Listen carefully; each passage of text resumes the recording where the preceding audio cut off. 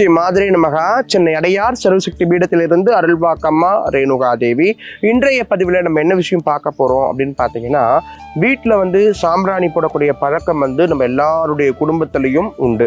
அதாவது ஒரு வீட்டில் இயல்பாகவே சுவாமி கும்பிட போகிறாங்க அப்படின்னா அந்த வீட்டை சுத்தம் பண்ணி முதல்ல நம்ம போடக்கூடியது தூபம். ஒரு பிள்ளை பிறந்தாலும், ஒரு பெண் பேர் அடைந்தாலும், ஒரு பெண் வயதுக்கு வந்தாலும் அந்த வீட்டில் சாம்பிராணி போடுவாங்க. இது இந்துக்களுடைய பழக்கம். இது நம்மளுடைய சனாதனத்தையும் தாண்டி எல்லா விதமான மதத்தினரும் தூபம் போடும் முறையை கடைபிடிப்பாங்க. எல்லாருமே போடுவாங்க. அதாவது முஸ்லிம்ஸ் ஆகட்டும், கிறிஸ்டின்ஸ் ஆகட்டும், இந்துஸ் ஆகட்டும், எல்லாருமே தன்னுடைய வீட்டில் சாம்பிராணி போடக்கூடிய பழக்கத்தை வச்சுக்கிறாங்க. இது மதம் சார்ந்தது மட்டும் அல்லாமல், இறை நம்பிக்கை சார்ந்தது மட்டும் அல்லாமல், தன்னுடைய வீட்டை சுத்திகரிக்கக்கூடிய ஒரு அற்புதமான சுத்தி முறையாகும். காற்றிலே உள்ள கிருமியை அழிச்சு வீட்டுக்குள்ள நல்ல சக்திகளுடைய நடமாட்டத்தை கொடுக்கறது, நோய் நொடிகளை அழிக்கக்கூடியது தூபம் போடக்கூடிய ஒரு முறை. சாம்பிராணி அப்படின்றது ஒரு இயற்கையான மருந்து. அதை நெருப்புல கலந்து காத்துல கலக்க செய்யக்கூடிய ஒரு முறை தான் தூபம் போடக்கூடிய ஒரு முறை. தூபம் அப்படின்னு போட்டுட்டாலே அந்த வீட்டில் இருக்கக்கூடிய பேய் பிசாசுகள்லாம் ஓடும். பொதுவாகவே சாம்பிராணிக்கு ஆடாத பேயெல்லாம் ஆடும் அப்படின்னு சொல்லிட்டு நம்ம எல்லாருமே சொல்லுவோம், கேட்டிருக்கோம். எல்லாரும் சொல்லி நம்ம கேட்டிருக்கோம்.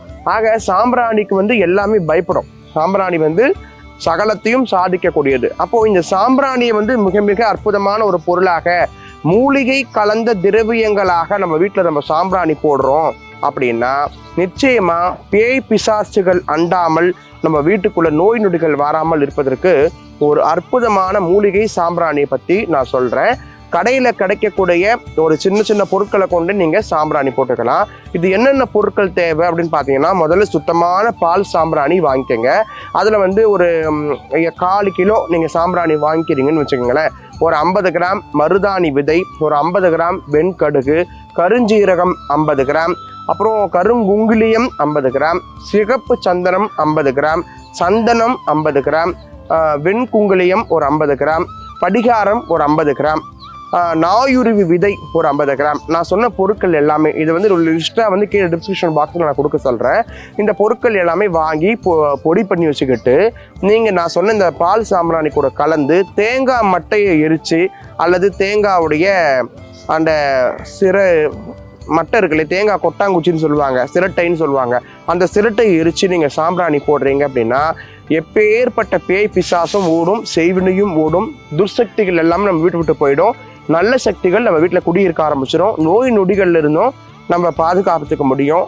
பண வரவு என்பது ஏற்படும். மகாலட்சுமியோட அம்சம் நிறைந்த சில மூலிகைகளில் இதில் நான் குறிப்பிட்டு வச்சிருக்கிறேன். வேண்டிய அன்பர்கள் இந்த சாம்பிராணியை நாட்டு மருந்து கடையில் கூட கேட்டு வாங்கிக்கலாம். அந்த பொருட்களை நாட்டு மருந்து கடையில் கேட்டு வாங்கி நீங்கள் பண்ணிக்கலாம். அதிக அளவு எங்களுக்கு தேவைப்படுதுமா அப்படின்னா நாங்களே உங்களுக்கு பண்ணி கொடுக்குறோம். கொரியர் மூலிமா அந்த சாம்பிராணியை நாங்கள் அனுப்பிச்சி வைக்கிறோம். வேணுன்ற அன்பர்கள் ஆலய அலுவலக எண்ணுக்கு தொடர்பு கொண்டு விசாரணை செய்து கொரியர் மூலிமா வாங்கிக்கிங்க. இந்த பதிவு சம்பந்தமாக ஏதாவது உங்களுக்கு சந்தேகம் இருக்குது அப்படின்னா உங்களுடைய கருத்துக்களை கமெண்ட்ஸ் மூலமா தெரிவிங்க. நிச்சயம் பின்வரக்கூடிய பதிவுகளில் அதுக்கான விளக்கத்தை கொடுக்குறேன். நன்றி. சிவாய நம.